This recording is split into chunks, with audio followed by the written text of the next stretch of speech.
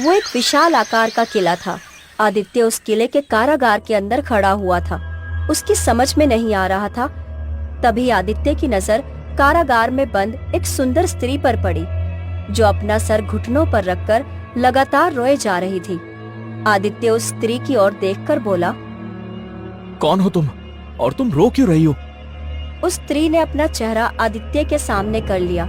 आदित्य उसका सुंदर चेहरा फटी फटी आंखों से देखने लगा। मेरा नाम राजकुमारी चंद्रलेखा है। मुझे यहाँ पर एक जादूगर ने कैद कर लिया है।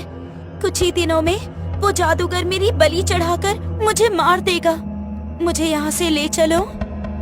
तुम घबराओ नहीं, मैं तुम्हें यहाँ से जरूर आजाद कराऊंगा। तभी आदित्य के कानों में किसी पुरुष की हंसी का स्वर टकराया। अचानक आदित्य की आंख खुल गई। वो सपना देख रहा था। तभी वहाँ पर आदित्य की माँ आ गई। वो आदित्य की ओर देखकर बोली, अरे दोपहर हो गई है और तू अब उठा है? खेत पर नहीं जाना है तुझे? माँ, मुझे आज वही सपना तीसरी बार आया है। एक ही सपना 3 बार नहीं आ सकता माँ। तू और तेरे सपने कभी खत्म नहीं होंगे। अरे सपने तो सपने होते हैं बेटा। अपने सपने के बारे में इतना गहराई से नहीं सोचते। अपनी माँ की बात सुनकर आदित्य चुपचाप अपने घर से बाहर निकल गया और खेतों में जाकर काम करने लगा। मगर उसका दिमाग अभी भी अपने सपने की ओर ही लगा हुआ था। तभी वहाँ पर खेत का मालिक जमींदार, जो कि अच्छी प्रवृत्ति का था, आदित्य से बोला, क्या हुआ आदित्य? ऐसा लग रहा है जैसे आज तुम्हारा काम करने का मन नहीं है। अगर ऐसी बात है तो तुम चाहो तो आज आराम कर सकते हो, क्योंकि तुम काम यहाँ जरूर कर रहे हो, मगर तुम्हारा दिमाग कहीं और लगता है। आदित्य अपने सपने के बारे में जमींदार को बताते हुए बोला, मुझे एक ही सपना लगातार तीसरी बार आया है। उस सपने में एक राजकुमारी मुझसे हमेशा यही कहती है कि मुझे यहाँ से ले चलो। तुम अपने सपने के बारे में क्या सोचते हो? पता नहीं, मेरे मन के अंदर एक ही आवाज बार बार आती है कि कहीं ना कहीं कोई राजकुमारी किसी जादूगर की कैद में अवश्य है। हो सकता है कि वो मुझसे मदद मांग रही हो। जमींदार आदित्य की बात सुनकर गहराई से सोचते हुए बोला, हमारे गांव में गंगा ताई नाम की एक बूढ़ी औरत रहती है। कहते हैं उसे सपनों के बारे में बहुत ही ज्ञान है। मैंने सुना है कि गंगा ताई के पास राजा महाराजा भी अपने विचित्र सपने लेकर आते रहते हैं। गंगा ताई उनके सपनों का अर्थ निकाल कर उन्हें बताती हैं और वो सभी गंगा ताई की बातों से सहमत होते हैं। तुम्हें एक बार गंगा ताई से जरूर मिलना चाहिए। आप सही कहते हैं। मैं आज शाम ही गंगा ताई से मिलने अवश्य जाऊंगा और अपने इस विचित्र सपने की चर्चा उनसे जरूर करूंगा। आदित्य उसी शाम गंगा ताई से मिलने के लिए पहुंच गया और अपने सपने के बारे में बताता हुआ बोला, गंगा ताई, अब आप ही मुझे बताइए, ये सपना मुझे बार बार क्यों आ रहा है? गंगा ताई आदित्य की ओर देखकर बोली, तुमने पहली बार सपने को देखा, तब तुम्हें बाकी 2 सपनों से अलग क्या दिखा था? आदित्य सोचते हुए बोला, मुझे जब ये सपना पहली बार दिखाई दिया, तब मुझे एक घना वृक्ष दिखाई दिया था जिसकी शाखाएं जमीन पर लटक रही थी।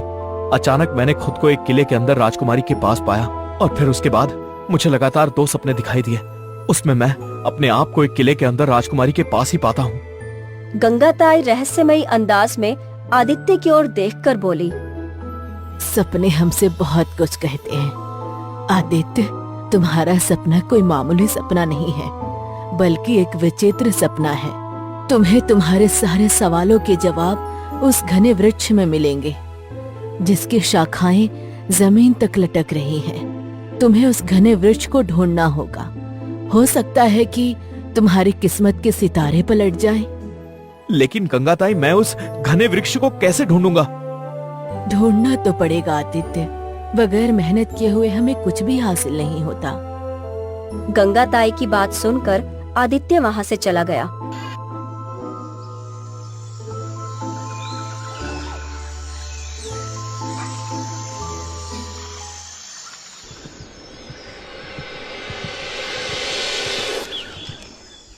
और अगले दिन से वो जंगलों की खाक छानने लगा। लगातार 7 दिन जंगलों की खाक छानने के बाद अचानक उसे घने जंगल के बीच वही वृक्ष नजर आया। आदित्य उस वृक्ष को देखकर चौंकते हुए बोला, ये तो वही वृक्ष है जो पहली बार मेरे सपने में आया था। आदित्य उस वृक्ष के नजदीक पहुंच गया। तभी आदित्य ने देखा कि उस वृक्ष पर पूरब, पश्चिम और उत्तर की दिशा में 3 बड़ी बड़ी डालियां थी। वो डालियां इतनी मोटी थी कि एक व्यक्ति आराम से उस पर चढ़कर जा सकता था। आदित्य उन डालियों को देखकर आश्चर्य से बोला, ये डालियां तो बड़ी ही अजीब हैं। दूर से देखने में ऐसा लगता है मानो कि ये पेड़ की मोटी डालियां नहीं बल्कि किसी नगर में जाने वाला रास्ता हो। एक बार मुझे चढ़कर अवश्य देखना चाहिए।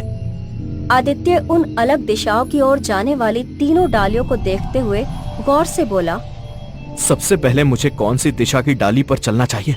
पूरब की ओर जाने वाली डाली से शुरुआत करता हूँ। आदित्य पूरब दिशा की ओर जाने वाली मोटी डाली के ऊपर चढ़ गया। वो उस डाली के कुछ ही दूर चला था। अचानक उसे भयंकर चक्कर आते हुए महसूस होने लगे। अगले ही पल उसने अपने आप को एक नगर में एक तालाब के किनारे मौजूद पाया। आदित्य आश्चर्य से अपने आप से बोला, अजीब बात है, मैं यहाँ पर कैसे आ गया? मैं तो पेड़ के ऊपर पूरब दिशा की ओर जाने वाली डाली पर था। तभी आदित्य ने देखा कि उस तालाब में एक व्यक्ति डूब रहा था और वहाँ उस नगर के खड़े हुए व्यक्ति उसे बचाने की बजाय उसे डरी हुई नजरों से देख रहे थे। आदित्य एक व्यक्ति के पास जाकर बोला, अजीब आदमी हो तुम। तुम्हारे नगर का व्यक्ति डूब रहा है और तुम उसे बचाने की बजाय वहाँ पर खड़े तमाशा देख रहे हो। वो व्यक्ति डरे हुए अंदाज में आदित्य से बोला, मूर्ख हो गए हो तुम। अरे इस तालाब के अंदर मगरमच्छ के रूप में एक राक्षस रहता है जो किसी को भी जिंदा नहीं छोड़ता। तालाब के अंदर जाने का मतलब है मौत को बुलावा देना। तभी आदित्य ने देखा कि तालाब के किनारे एक मोटी नुकीली लकड़ी पड़ी हुई थी। आदित्य ने उस नुकीली लकड़ी को तुरंत उठा लिया और तालाब में कूद गया। तभी वहाँ पर एक मगरमच्छ आकर आदित्य को घूरने लगा। आदित्य ने तुरंत उस मोटी नुकीली लकड़ी से मगरमच्छ के ऊपर हमला कर दिया। अगले ही पल मगरमच्छ रंग बिरंगी रोशनी के साथ वहाँ से गायब हो गया। आदित्य उस व्यक्ति को तुरंत तालाब के किनारे ले आया। कुछ ही पलों में वहाँ पर एक सुंदर पुरुष प्रकट हो गया। आदित्य की ओर देखकर बोला, मगरमच्छ के रूप में मैं ही था। मैं इस नगरी का राजा हूँ। लेकिन इस नगर के लोग बता रहे थे कि तालाब के अंदर मगरमच्छ के रूप में एक राक्षस है। नहीं, वो मुझे ही राक्षस समझ रहे थे। दरअसल कुछ समय पहले यहाँ एक जादूगर आया था जिसने इस नगरी पर कब्जा करने की कोशिश की। मैंने उस जादूगर से मुकाबला किया और उसने अपने जादू की शक्ति से मुझे मगरमच्छ के रूप में परिवर्तित कर दिया। एक बात और, कुछ देर पहले मैं जंगल में एक मोटी डाली पर था। अचानक मुझे चक्कर आए और मैंने अपने आप को यहाँ पर पाया। समझ गया, तुम धरती लोक की बात कर रहे हो। तो क्या ये पृथ्वी लोक नहीं है? नहीं, ये उसी पेड़ पर स्थित एक विचित्र नगरी है। जादूगर का जादू तभी समाप्त हो सकता है कि जब कोई इंसान मगरमच्छ से बिना डरे उस पर हमला करे, यानी मुझ पर। और तुमने वही किया। तुमने मेरे और मेरे नगर के वासियों की मदद की, इसलिए मैं तुम्हें एक शक्ति देता हूं। मगर वो शक्ति तुम्हें दिखाई नहीं देगी, तुम केवल महसूस करोगे। तुम्हें दोबारा उस वृक्ष पर जाना होगा और पश्चिम की डाली पर चलना होगा। उस व्यक्ति ने इतना ही कहा था कि तभी आदित्य ने दोबारा अपने आप को उसी वृक्ष में पाया। अजीब बात है, कुछ देर पहले जो मैंने देखा था वो सत्य था या सपना था? मुझे अब पश्चिम की ओर जाने वाली डाली पर चलना होगा।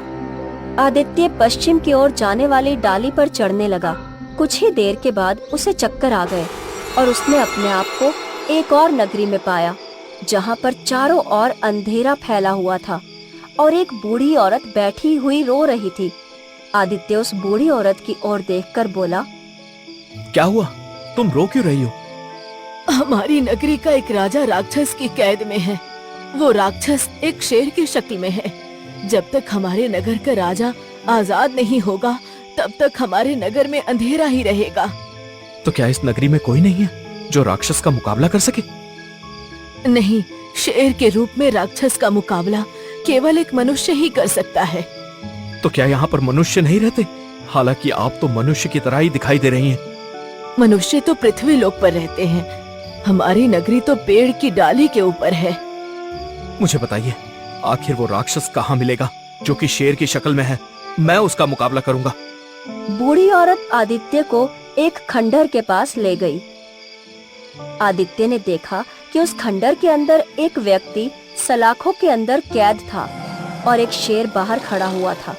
अचानक उस शेर ने आदित्य के ऊपर हमला कर दिया। आदित्य ने शेर को पकड़कर बुरी तरह से खंडर की दीवार पर दे मारा। अचानक वो शेर राक्षस में परिवर्तित हो गया और उसके शरीर में आग लग गई। अजीब बात है, मेरे अंदर इतनी शक्ति कहां से आ गई कि मैंने एक शेर को उठाकर खंडर की दीवार पर दे मारा। अवश्य ही ये शक्ति मुझे उस विचित्र नगरी के राजा ने दी है, जो मुझे दिखाई नहीं दी थी परंतु मैंने महसूस की थी। अचानक उस नगर में रोशनी फैल गई और वो सलाखें गायब हो गई। सलाखों के अंदर मौजूद व्यक्ति तुरंत बाहर आकर खुश होते हुए आदित्य से बोला, मैं इस विचित्र नगरी का राजा हूँ। वर्षों से ये दानव शेर की शक्ल में यहाँ मुझ पर नजर रखे हुए था। तुमने मेरी मदद की है, मैं भी तुम्हारी मदद करूंगा। मैं तुम्हें कुछ शक्तियां दूंगा। वो शक्तियां तुम्हें दिखाई नहीं देंगी परंतु तुम उसे महसूस करोगे। जादूगर से मुकाबला करने के लिए वो शक्तियां तुम्हारे बहुत काम आएंगी। तुम्हें उस जादूगर का मुकाबला करने के लिए उस वृक्ष के उत्तर दिशा की ओर जाना होगा। आदित्य इससे पहले उस व्यक्ति से कुछ पूछता, परंतु अचानक उस व्यक्ति की आंखों से रंग बिरंगी किरणें निकलने लगी और आदित्य अपने आप को और ज्यादा शक्तिशाली महसूस करने लगा। अगले ही पल आदित्य ने अपने आप को फिर से उसी वृक्ष पर पाया। आदित्य तुरंत उत्तर की ओर जाने वाली डाली के ऊपर चलने लगा।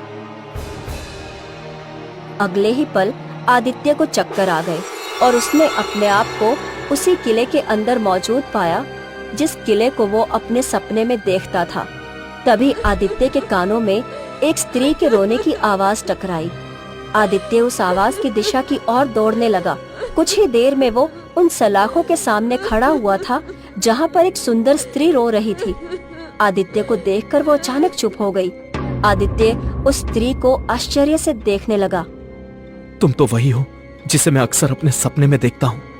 मेरा नाम चंद्रलेखा है। जब मैं छोटी थी तब मेरे महल के राजगुरु ने मुझे एक ऐसी विद्या सिखाई थी जिससे मैं मुसीबत में उस व्यक्ति से मदद मांग सकती हूँ जो व्यक्ति वीर हो और दूसरों की सहायता करने वाला हो। मैं इस विद्या का उपयोग कर रही थी। दूसरे शब्दों में अगर कहा जाए तो मैं ही तुमसे अपनी विद्या के सहारे मदद मांग रही थी। आखिर तुम्हें यहाँ पर किसने कैद किया है? मैं केशव नगर राज्य के राजा विक्रम की पुत्री हूँ।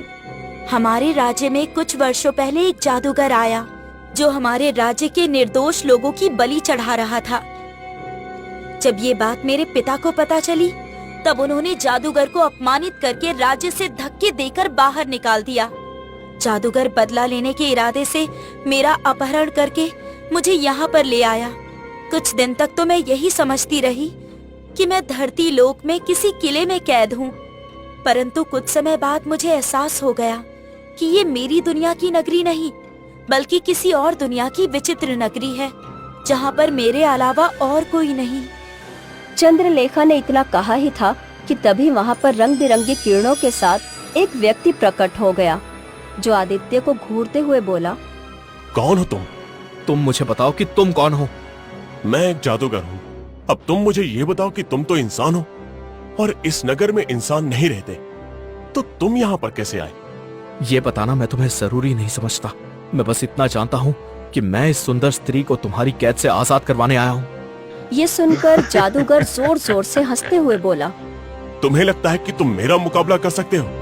तुम शायद मुझे जानते नहीं कि मैं कितना शक्तिशाली जादूगर हूँ। जरूर तुम उस विचित्र पेड़ के पास से आए होगे और उस विचित्र पेड़ की डाली पर चढ़ गए होगे जिससे तुम यहाँ पर आ गए, मगर तुम नहीं जानते कि उस विचित्र पेड़ पर पूरब और पश्चिम की ओर 2 डालियां और जाती हैं, जहाँ पर 2 और विचित्र नगरी हैं। मैंने उन विचित्र नगरी के लोगों का भी जीना हराम कर रखा है। ये सुनकर आदित्य सब कुछ समझ गया और मुस्कुराते हुए जादूगर से बोला, मैं सबसे पहले पूरब की ओर जाने वाली डाली पर गया था और एक विचित्र नगरी में पहुंच गया। वहां के राजा को तुमने अपनी जादू की शक्ति से मगरमच्छ बना दिया था। मैंने उसे आजाद करवाया और उसने मुझे शक्ति दी। उसके बाद मैं उस घने वृक्ष की पश्चिम की ओर जाने वाली डाली की ओर गया। मैं उस डाली के रास्ते एक विचित्र नगरी में पहुंच गया जहां पर अंधेरा था। उस नगरी के राजा को तुमने अपनी जादू की शक्ति से कैद किया था और अपने साथी राक्षस को एक दानव के रूप में वहां पर बिठा रखा था। मैंने तुम्हारे साथी राक्षस के रूप में शेर को खंडर की दीवार पर पटक दिया और तुम्हारा वो राक्षस जलकर राख हो गया। उस नगरी के राजा ने भी मुझे शक्ति दी। उसके बाद मैं सीधे तुम्हारे पास आया हूँ। ये सुनकर जादूगर क्रोधित होते हुए बोला। इसका मतलब उन दोनों विचित्र नगर के राजा ये समझते हैं कि वो अपनी शक्ति एक मनुष्य को देकर मुझे खत्म कर सकते हैं। देखो, मैं वहां पर इत्तेफाक से पहुंचा था और ना ही मैंने उनसे कोई शक्ति मांगी थी। मैं तो ये तक नहीं जानता कि मेरा सामना तुमसे होगा। मैं तो बस इस सुंदर स्त्री को आजाद कराने की नीयत से और अपने सपने के रहस्य को जानने के लिए उस वृक्ष पर चढ़ा था। अगर वो दोनों डालियों की वजह से मुझे शक्ति नहीं मिलती, तब भी मैं अपनी वीरता के बल पर तुमसे मुकाबला करता। ये सुनकर जादूगर पूरी तरह से आक्रोशित हो गया। अचानक वो अपना हाथ आड़ी टेढ़ी दिशाओं में घुमाने लगा। तभी अचानक आदित्य की आंखों से रंग बिरंगी किरणें निकलकर जादूगर के शरीर पर पड़ने लगी। अगले ही पल जादूगर के शरीर में आग लग गई और वो जलकर राख हो गया। उसके राख होते ही चंद्रलेखा जिन लोहे की सलाखों के अंदर बंद थी, वो लोहे की सलाखें गायब हो गई और वो आजाद होकर दौड़ती हुई बाहर निकल आई। तभी वहाँ पर रंग बिरंगी किरणों के साथ उस विचित्र नगरी के 2 राजा प्रकट हो गए। हमें विश्वास था कि हमारी मदद करने के लिए एक न एक दिन कोई मनुष्य जरूर आएगा, इसलिए मैंने तुम्हें अपनी शक्ति दी। दरअसल वो जादूगर बहुत ही महत्वाकांक्षी जादूगर था, जो वृक्ष के ऊपर स्थित विचित्र नगरियों के ऊपर कब्जा करके अपना शासन करना चाहता था।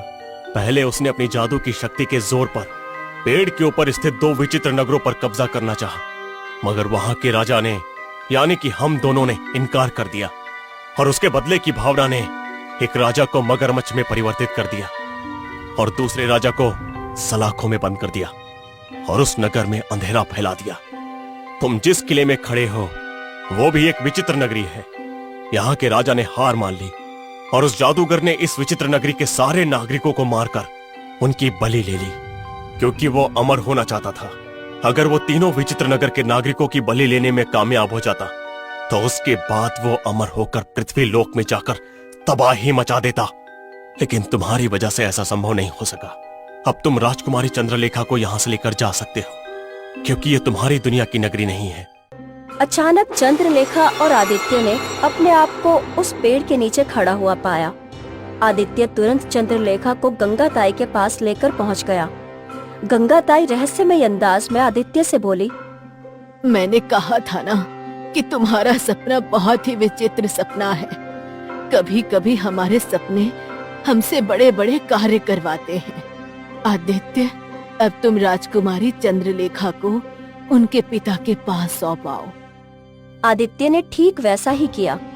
आदित्य चंद्रलेखा को लेकर राजा विक्रम के पास पहुंच गया।